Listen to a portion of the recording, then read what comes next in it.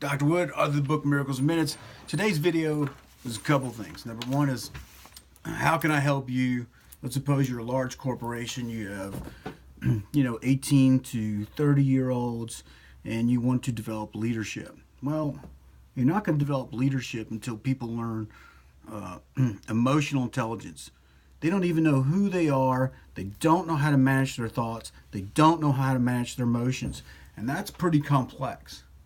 So I use Dr. Alan Watkins' thing of how to create results in the real world. If your business cannot produce results, you're out of business. When you have employee problems, it corrupts your whole system. Like, we got this wonderful architecture supposed to flow this way, but it's the human beings, the human problems. These people bring their problems to work and like to share them with all your other employees. So you can't get shit done. You can't get results. You're not creating a team. You're not creating a cohesive unit.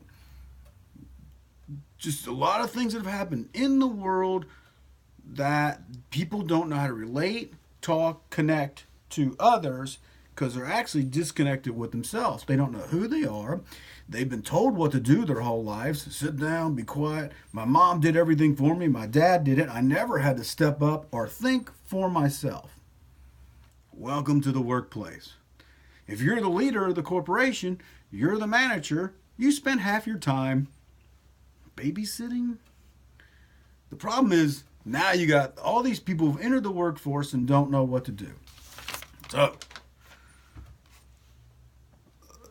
I was fortunate enough, my father taught me he's in leadership. He always told me to be a leader, to think for myself, and just on my ass.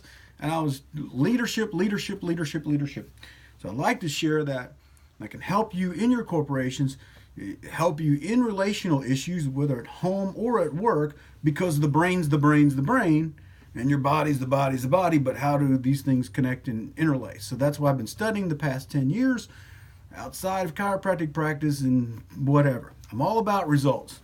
That's what you deposit in your bank account, and love is a result of right thinking and a right interaction, so on and so forth. So I study philosophy, and what is it? It's how to think rightly and clearly by the greatest thinkers. Socrates, Sun Tzu, Mashimoto, the Five Rings. These guys won. They're winners. How do winners think? Winners think differently than people who aren't winning. Different mindset. Big picture thinking. Teach you situational awareness. Can you see the battlefield? Do you know how to get outside of your head thinking for yourself? So like when you're in the battle and bullets are going off all around you, you're in the trenches, you can't see where are your troops at. What are your troop positions? Where's the enemy's troop positions?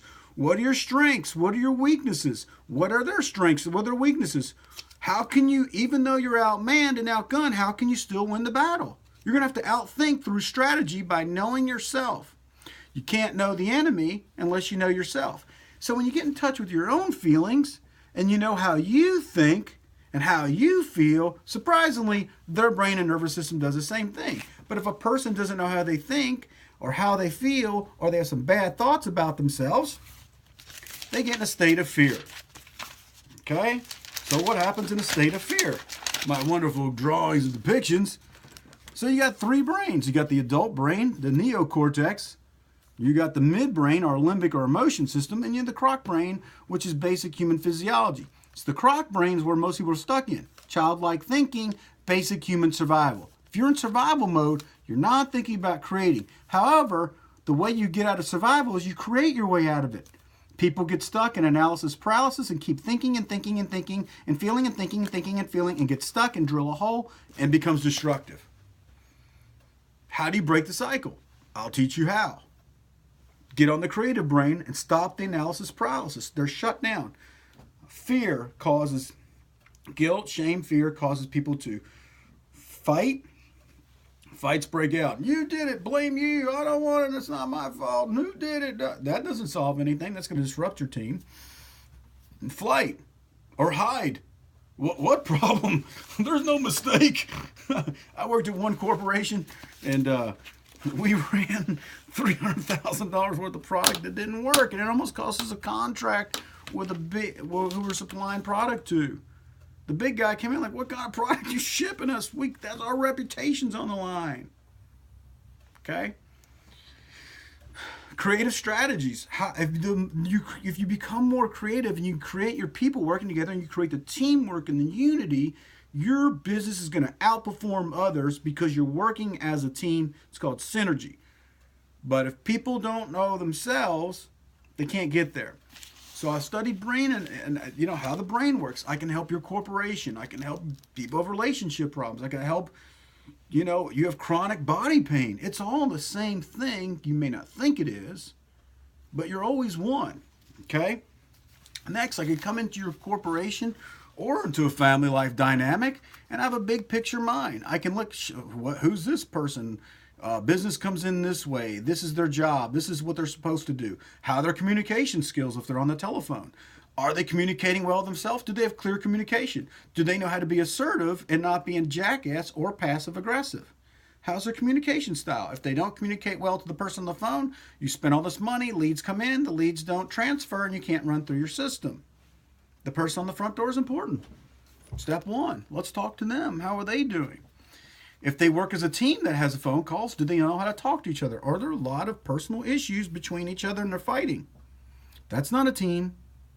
That's a competition, but it's not a team, and it costs you money. Because now when people are mad at each other, they sabotage, and because they don't like each other, and they're sabotaging your corporation.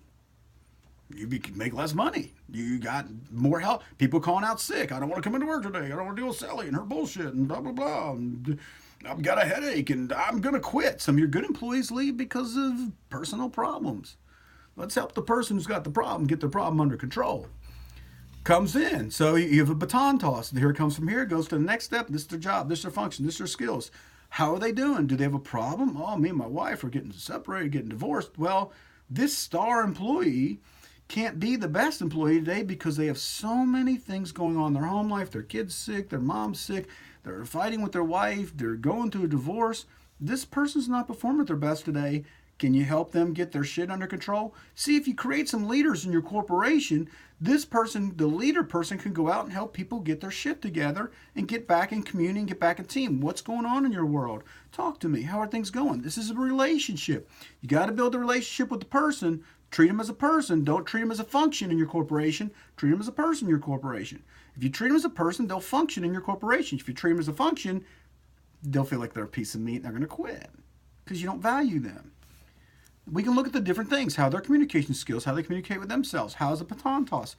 Oh, when point A went to point B, there was a miscommunication here. How do we create a system? How do we fill the hole in your bucket? So this person didn't do well at their job. You're losing money here. Or when it goes from this person to this person, something dropped out of the bucket. You're losing your leads. You're losing your sales. You're not communicating messages well. The business is not running efficiently.